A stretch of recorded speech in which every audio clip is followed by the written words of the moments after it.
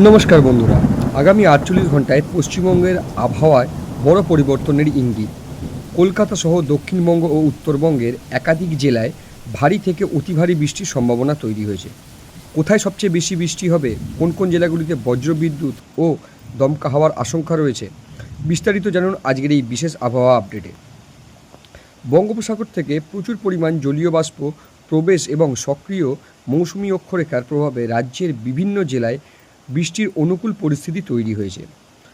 কলকাতা, হাওড়া, হুগলি, উত্তর চব্বিশ পরগনা এবং দক্ষিণ চব্বিশ পরগনায় আগামী দুদিনে একাধিক দফায় মাঝারি থেকে ভারী বৃষ্টির সম্ভাবনা রয়েছে। বিশেষ করে বিকেল ও রাতের দিকে বজ্রবিদ্যুৎ সহ বৃষ্টির সম্ভাবনা বেশি। কোথাও কোথাও স্বল্প সময়ে 50 থেকে 80 মিলিমিটার বেগে বৃষ্টি হতে পারে।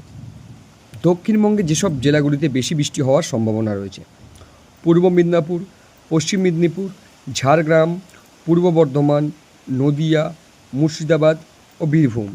এই জেলাগুলিতে ভারী বৃষ্টির পাশাপাশি 40 থেকে 50 কিলোমিটার বেগে দমকা হাওয়া বইতে পারে। উত্তরবঙ্গের যে জেলাগুলিতে বেশি বৃষ্টি হওয়ার সম্ভাবনা রয়েছে: দার্জিলিং, কালিম্পং, জলপাইগুড়ি, আলিপুরদুয়ার, কোচবিহার। উত্তরবঙ্গের এই জেলাগুলিতে ভারী থেকে অতি ভারী বৃষ্টির সম্ভাবনা রয়েছে। পাহাড়ি এলাকায় ভূমিধস এবং নদীর জলস্তর বৃদ্ধির আশঙ্কাও রয়েছে। সতর্কবার্তা হিসেবে যেগুলো আমরা সাজেস্ট করব বা আপনারা অবলম্বন করবেন, সেগুলি হলো: বজ্রপাতের সময় খোলা মাঠে অবস্থান করবেন না, বড় গাছ ও বৈদ্যুতিক খুঁটির নিচে আশ্রয় নেবেন না, প্রয়োজন ছাড়া জলাশয় ও নদীর ধারে যাওয়া এড়িয়ে চলুন। যাতায়াতের সময় আবহাওয়ার সর্বশেষ আপডেট দেখে বের হন।